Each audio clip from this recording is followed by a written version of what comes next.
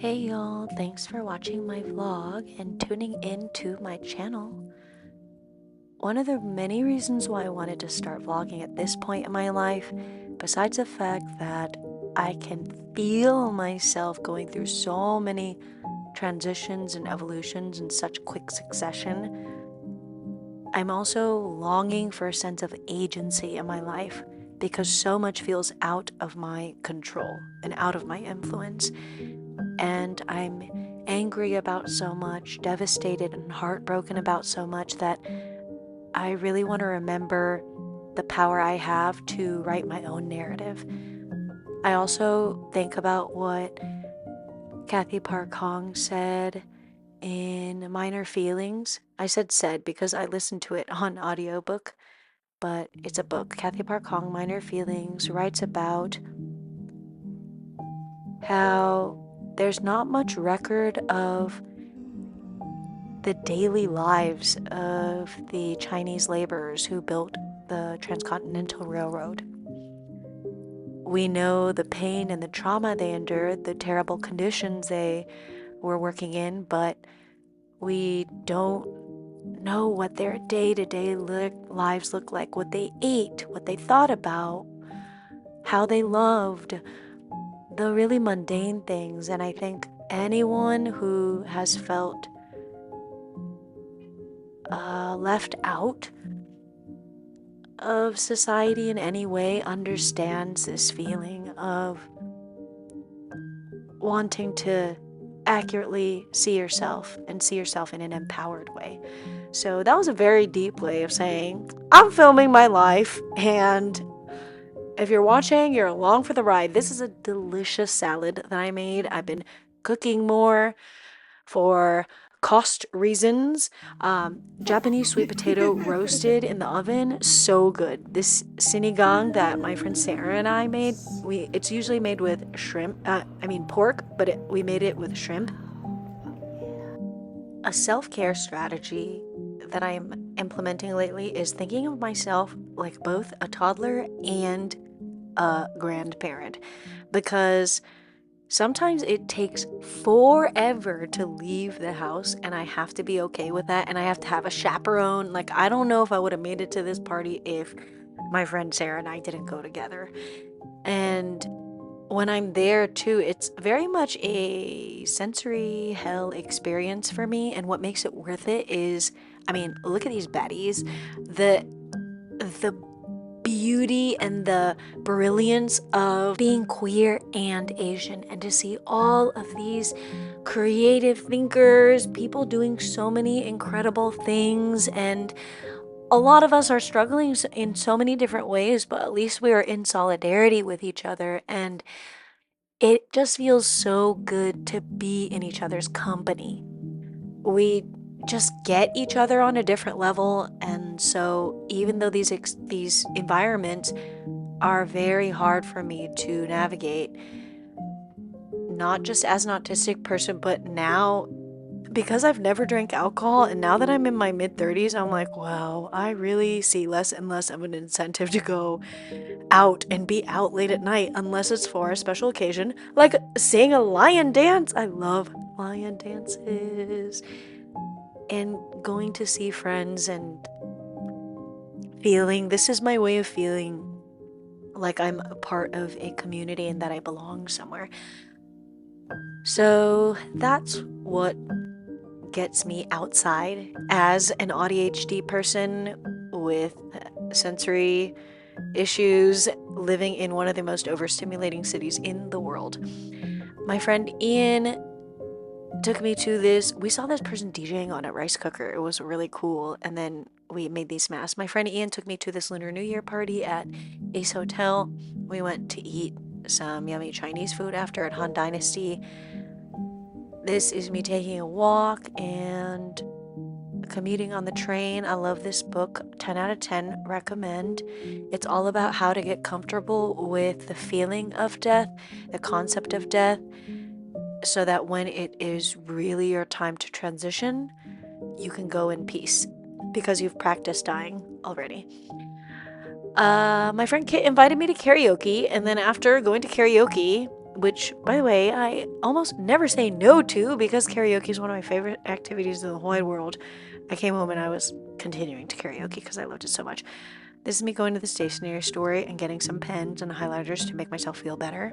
This is me just doing random stuff around the house. I love vacuuming all day long. I really do.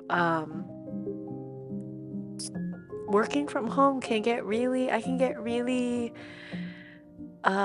restless. So this is me going on an adventure to Tokoyamacho, where, let me tell you, this is one of my favorite places to get a treat. I was eating this onigirasu and drinking my matcha, and then I spilled my matcha on my pants, on the table, on the floor, and this person right next to me was so sweet and slid me this $5 bill and was like, oh my gosh, I know what that's like. You deserve another one.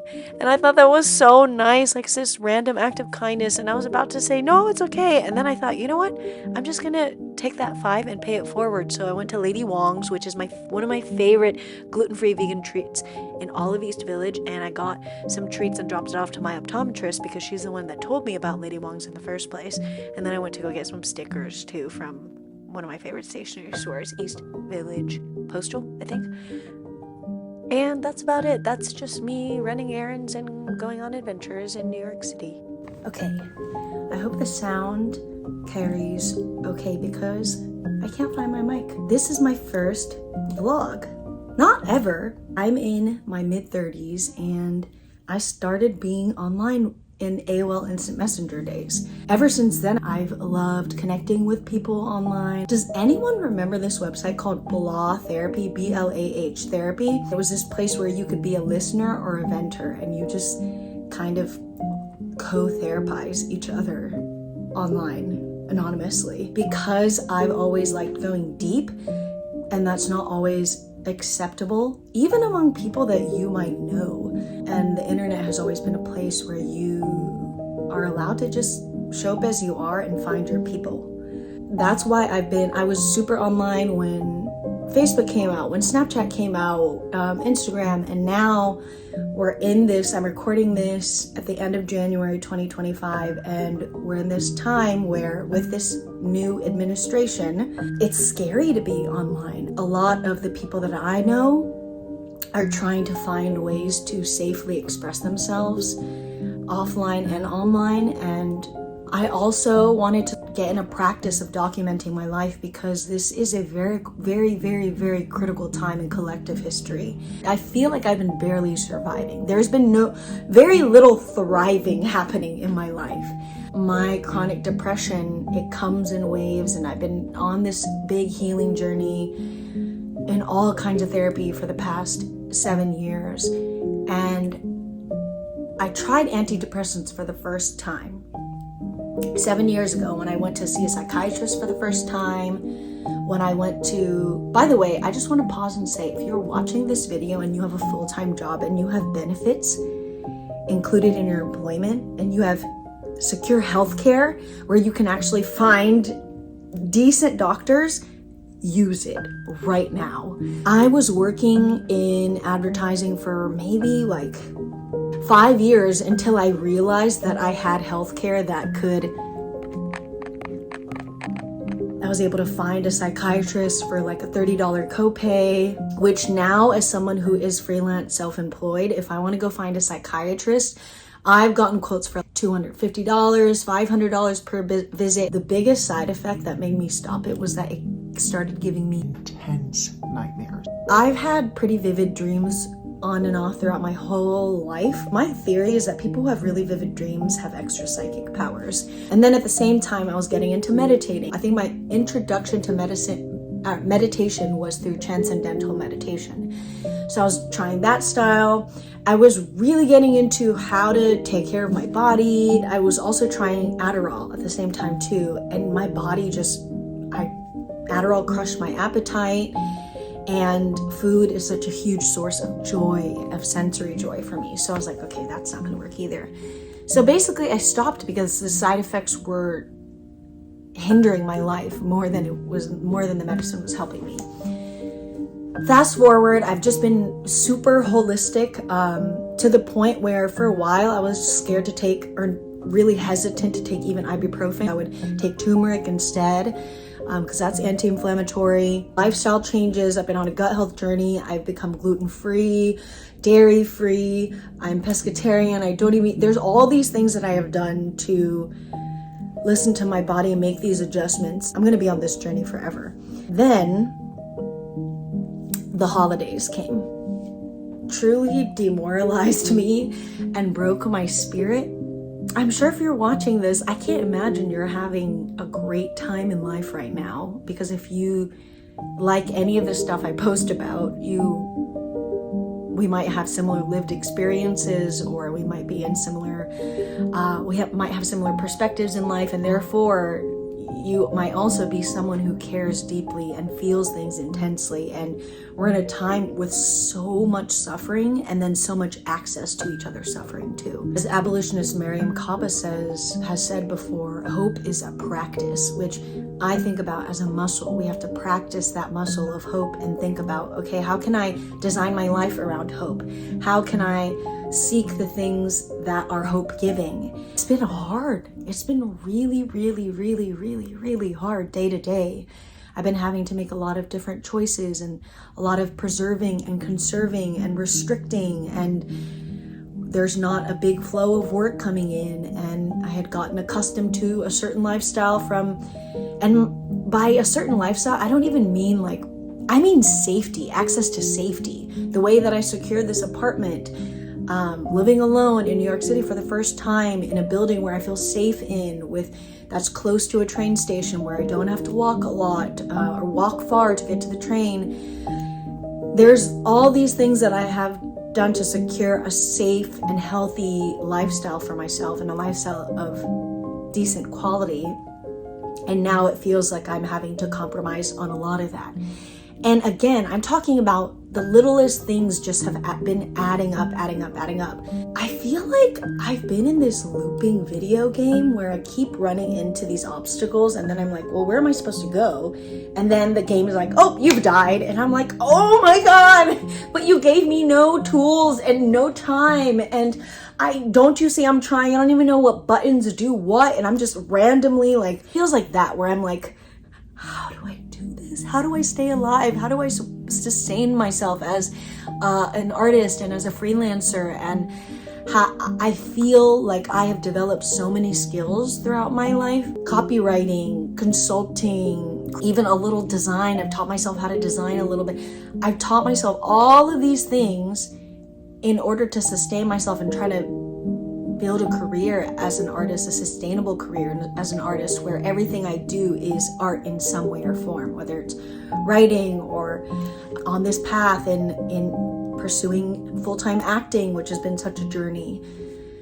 So when the holidays hit, it just, everything crashed down, and then I felt like I'm out of tools. And that's what it's felt like for the past year. All the tools that I've been tapping into, none of them are really working in the same ways. The holidays are rough for me for a lot of reasons. Throughout the year, I can just kind of pretend, oh, maybe I'm not too different than everyone else. You know, everyone has traumas, we're all just working it out. And then it's the holidays that remind me, oh my God, I feel like I'm starting from so much further behind than people, because I don't have that foundation of family that everyone has. I don't really have that home base. I'm estranged from a lot of my family. I don't spend the holidays with them anymore. I don't even talk to a lot of them anymore. And I have a very, very, very painful relationship with my mother.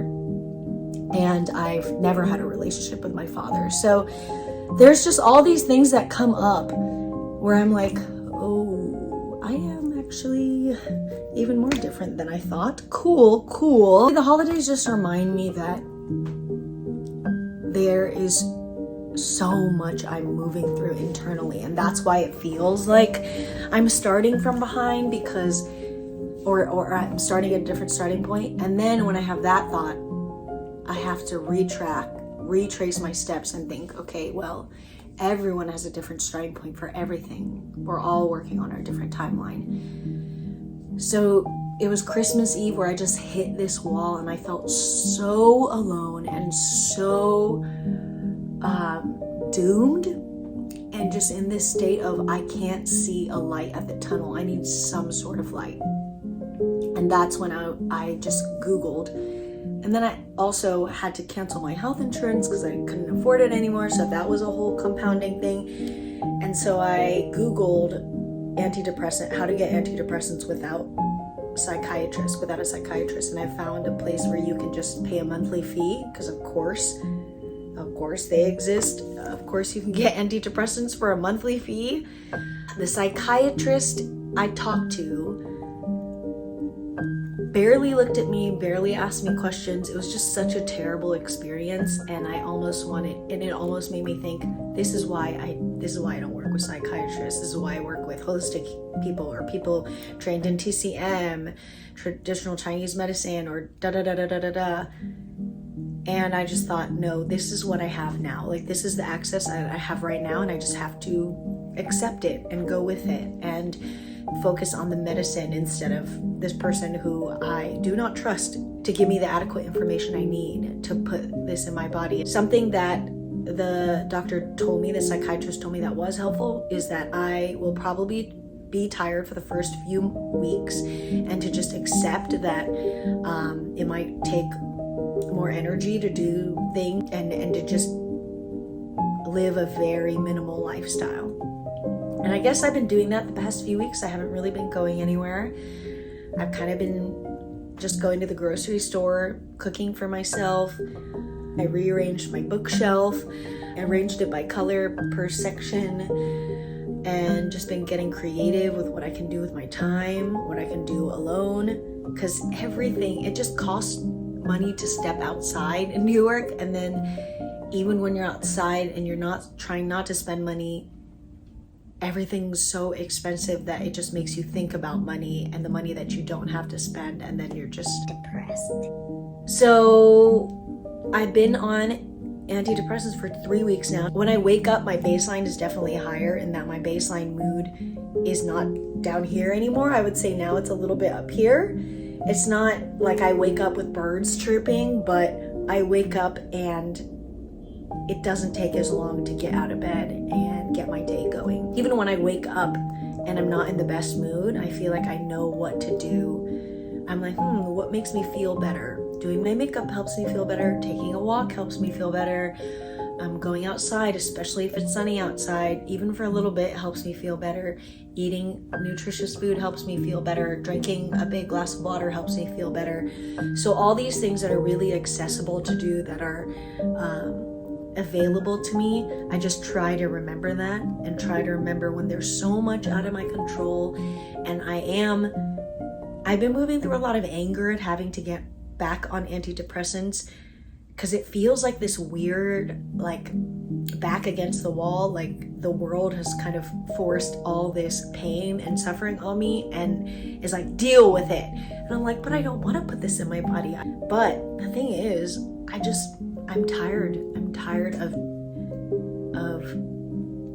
powering through. I need support in order to continue powering through, and that's just where I'm at. So a lot of it, I would say, has just been accepting, and every single morning before I take that pill, I just hold it in my hand and I just thank it, even if it's just thank you. I always want to have a relationship with the medicine that I take. Any other medicine I take, I do this too. Even if it's something that's made in a lab, I know that people made it in a lab. There's something living inside there, and it's going to interact with my body. So I hope that was helpful to hear, and that's all. Till next time, leave a comment if you want me to talk about any other topics. If you're curious or you want to share your own antidepressant journey, let me know.